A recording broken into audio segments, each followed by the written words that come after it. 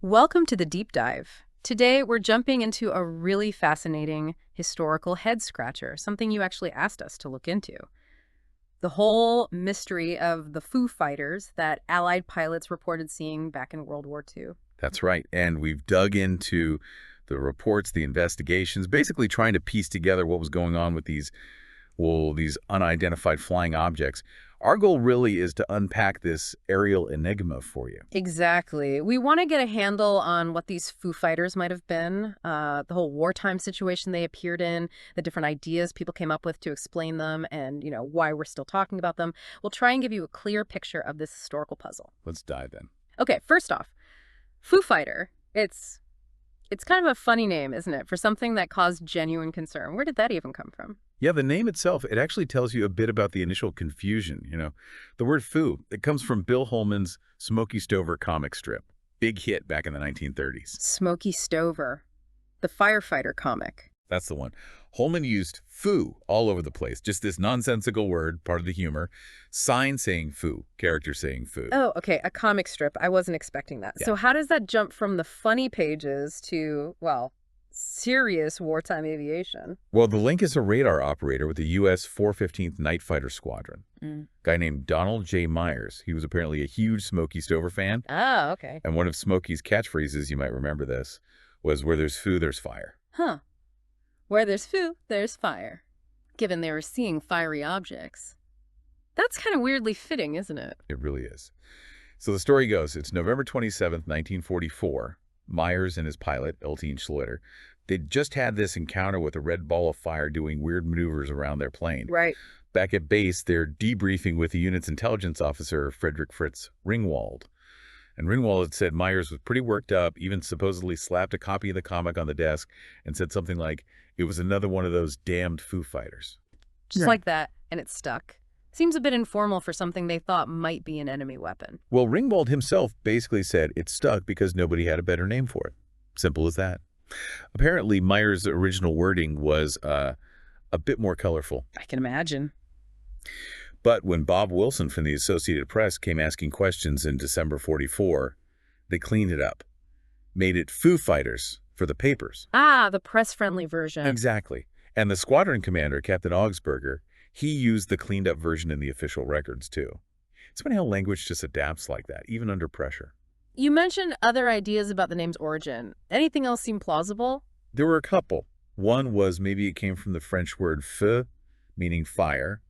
Makes sense on the surface, right? Yeah. Fiery objects. Yeah, that sounds reasonable. Another idea linked it to FUBAR, Mm-hmm. the military acronym, sort of capturing the total confusion of it all. Okay, few bar fighters. Doesn't quite have the same ring. Not really. But the Smokey Stover connection, that's the one with the most actual documentation behind it. It seems the most likely. Got it. So that's the name sorted. Let's talk about the encounters themselves. When did pilots actually start seeing these things? Was it just a late war phenomenon? Not entirely, no. I mean, the term Foo Fighter took off in late 44, but there were earlier reports. We've got RAF crews reporting strange lights following them way back in March 1942. 42. Wow, that early. Yep. And RAF bomber crews over the Balkans started seeing similar things around April 1944. So the Allies were definitely seeing something unusual before the Americans gave it that catchy name. Right. And the first American reports, when did they officially start logging them? That seems to be the 422nd Night Fighter Squadron. They were flying out of occupied Belgium early October 44. At first, they wondered if they were seeing those German Me-163 rocket planes. The Comet? Yeah, but then they realized, hang on, the Comet didn't fly at night, so that theory didn't hold up. Your first thought in a war is always going to be new enemy tech, right? Absolutely. Makes sense. But the sightings really, really ramped up starting the last week of November 1944. Pilots flying night missions over Western Europe, suddenly they're constantly reporting these fast, round, glowing things, red, white, orange, just shadowing their aircraft. And the way the pilots described them? Yeah. It sounds utterly bizarre. What were they actually saying they saw? Oh, it was strange. Some said they looked like, well, fireballs. Others said they reminded them of Christmas tree lights, weirdly enough. Christmas lights. Yeah. And they consistently reported these things, making incredibly sharp turns, just zipping around and then vanishing. Gone. And their behavior, what did they do? That's maybe the strangest part. They often flew in formation with the Allied planes. That suggested, some kind of intelligence behind them. Right, not just random lights. Exactly. But, and this is key, they never did anything hostile, Oh, never attacked. Pilots also said you couldn't outmaneuver them, couldn't shake them, couldn't shoot them down. Nothing worked. imagine being up there in the dark, enemy territory, and these things show up, playing tag with you. Must have been incredibly unnerving. Just adding this layer of the completely unknown to an already dangerous job. Yeah. And it wasn't just a few isolated reports. It got so common they picked up other nicknames too. In Europe, they often called them Kraut fireballs. Kraut fireballs. Yeah. So the assumption was still German? Initially, yeah. The military took it very seriously. Could this be some new secret weapon? That was the big worry. But that didn't quite pan out, did it? No, because then it turned out German pilots were seeing similar things.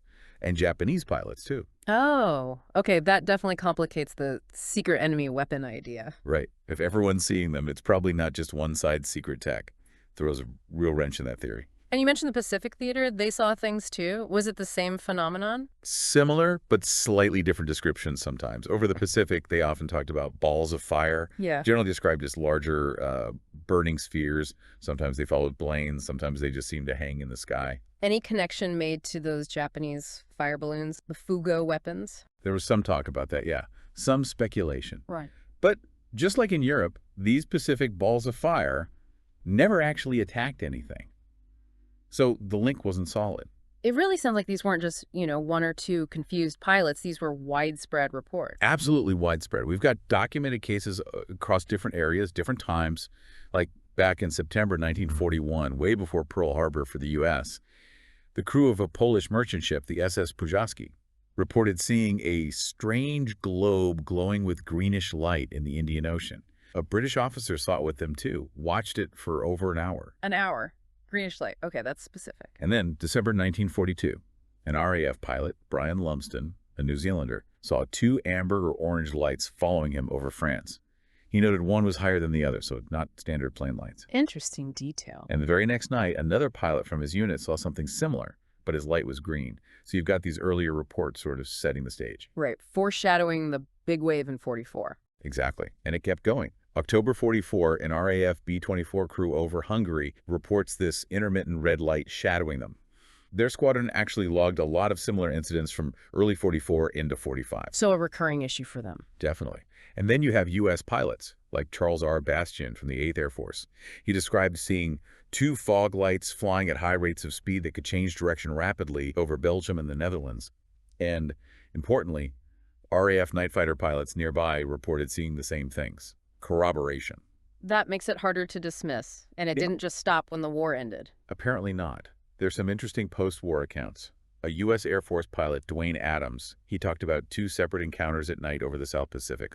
One right after the war in a B-25, another in the early 60s in a KC-135 tanker. Same kind of thing. Pretty much. Yeah. Both times, a bright light just paced his aircraft for maybe half an hour, then shot straight up incredibly fast and disappeared. And his whole crew saw it both times. Whole crew's witnessing it? That adds weight? It does.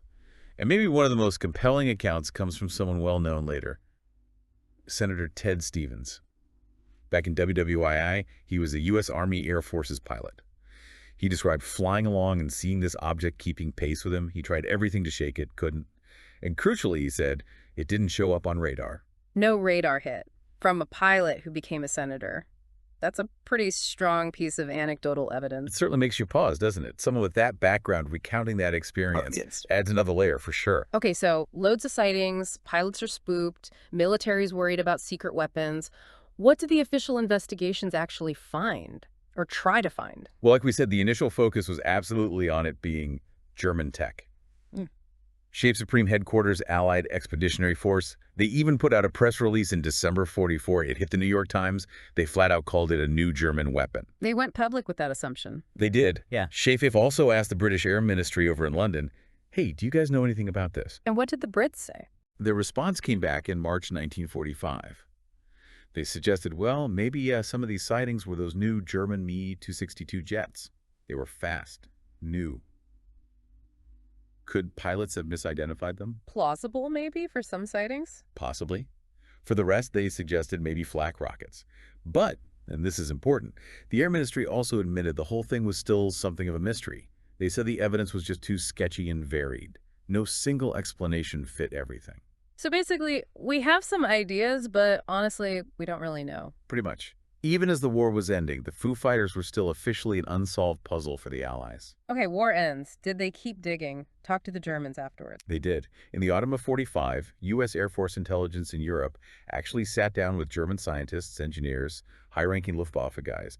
They specifically asked them about these balls of fire reports from the war. Did the Germans spill the beans on some secret project? No. According to the records, none of the 13 Germans interviewed claimed any knowledge of a secret weapon program that could explain the Foo Fighters. Nothing. So that really damages the Nazi secret weapon theory, doesn't it? You'd think so. It makes it much harder to believe. But that theory hasn't entirely gone away. It still pops up. Yeah, the idea of secret Nazi super tech is kind of a recurring theme in some circles, right? Exactly. There was an author, Renato Vesco, in his book, which was eventually called Man-Made UFOs, he pushed the idea again that Foo Fighters were Nazi tech. Specifically, he talked about something called the Feuerball. Fireball. Feuerball, what was that supposed to be? Vesco described it as this ground-launched, automatically guided, jet-propelled anti-aircraft mine, shaped like a tortoise shell, apparently. Okay, that sounds pretty advanced for the time. How did it supposedly work? He claimed it used spinning gas jets for propulsion, and get this, miniature klystron tubes inside to make it glow. Klystron tubes, what are those, in simple terms? Basically, they're small vacuum tubes. They could generate microwaves. So the idea was these tubes created the glowing effect, made them look like orbs. Gotcha. A way to make them glow. What else did Vesco claim? He even said they had a kind of basic collision avoidance radar, sensors to dodge attacks. The supposed purpose was to distract bomber pilots, mess with them, and maybe even use electrostatic discharge to interfere with their plane's ignition systems. Wow, that's incredibly specific and sounds almost sci-fi for the 1940s. Is there any actual proof for this Feuerball? That's the major problem. Vesco's claims, they really rely heavily on just one source. There's no hard physical evidence that this thing was ever built, let alone used. So no blueprints, no wreckage, no reliable multiple accounts. Pretty much nothing concrete. And a lot of experts look at the technology Vesco described and say, look, that just wasn't really feasible back then. The capabilities sound, well, improbable. So it's an intriguing theory, popular in some books and documentaries maybe, but not really backed by solid history or science. That's a fair summary. It's largely seen as unsubstantiated. But it does show how much people want an explanation, sometimes even a conspiratorial one, for things they can't understand, especially in wartime. Okay, so if it probably wasn't a secret weapon, Nazi or otherwise, Yeah. what else could it have been? What are the more, let's say, conventional explanations? Well, there are several natural phenomena people have pointed to. One is electrostatic stuff, like seeing Elmo's fire. Yeah. You know, that glow you sometimes see on ship masts or aircraft wingtips. Right, I've heard of that. Could some sightings be related to that? Or maybe other electromagnetic phenomena. Reflections off ice crystals high in the atmosphere. That's another possibility. Ice crystals can do weird things with light, yeah. And then there's ball lightning. We still don't fully understand it, but some descriptions of Foo Fighters sound a little bit like reports of ball lightning, glowing orbs moving erratically. So various natural atmospheric things could potentially explain some sightings. Possibly some, yes. Yeah. And then you have to consider the human factor, psychology, perception. How so? The stress of combat affecting what pilots saw. Exactly that. Think about the Robertson panel that group the CIA set up in the 50s to look at UFOs. They looked back at the Foo Fighters. What did they conclude? They noted the objects were never hostile. And they made an interesting point. If the term flying saucers had been popular back in WWII like it was in the 50s, maybe these Foo Fighters would have just been called flying saucers. Ah, so the label we use shapes how we think about it. Precisely. It shows how culture influences perception. And get this. Back in April 45, the U.S. Navy actually started a project, X-148 AV-43, specifically to study visual illusions pilots have at night and vertigo. Why? Partly because of all these weird reports, like the Foo Fighters. They were studying pilot perception because of these sightings. Yes, and lead flight psychologist Edgar Vanacki, he pointed out that pilots often didn't have good information about things that could disorient them. They relied on stories, anecdotes. And that, he said, did easily build up a sense of mystery around things that might have had normal explanations. So stress, fatigue, maybe seeing something normal but misinterpreting it under pressure. It's a potent mix. Flying at night, high speed, high altitude, maybe tired, definitely stressed. Your brain might play tricks, or you might interpret ambiguous lights in the most dramatic way possible. The Foo Fighter reports really are a case study in how perception works under extreme conditions. So putting it all together, it sounds like there isn't one single answer, is there? It could be a mix of things. That seems to be the most rational conclusion. Based on the evidence we have, it's likely a combination. Some sightings might have been misidentified conventional aircraft or phenomena like St. Elmo's fire or reflections.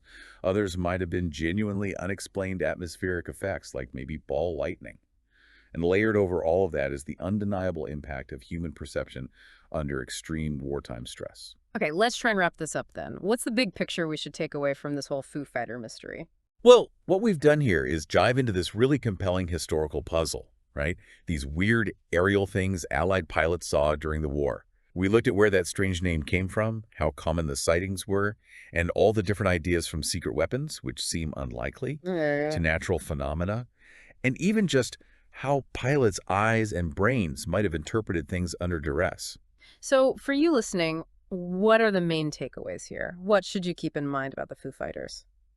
I think first, the fact that we still don't have one single neat explanation really shows how hard it is to figure out unusual events, especially when they happen in confusing, high-stress situations like a war.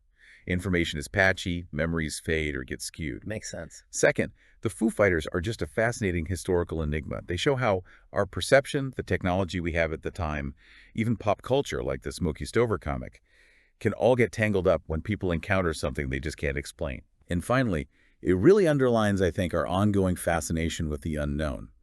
We want answers, especially for mysteries in the sky. Even when the evidence is murky, we keep looking. Which brings us perfectly to our final thought. We've talked about this whole range of explanations, advanced tech, probably not, natural causes, human perception, and people still report strange things in the sky today, right? So considering all that, what does the whole Foo Fighter episode really tell us about the limits of what we know, and maybe about that enduring human need to make sense of the unexplained overhead? It's definitely something to chew on. Absolutely. Something to think about long after this deep dive. Thanks for joining us.